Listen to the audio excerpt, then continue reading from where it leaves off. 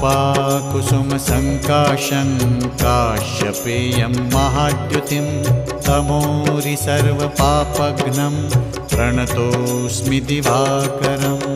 ॐ ह्रां ह्रीं ह्रौं सः सूर्याय नमः।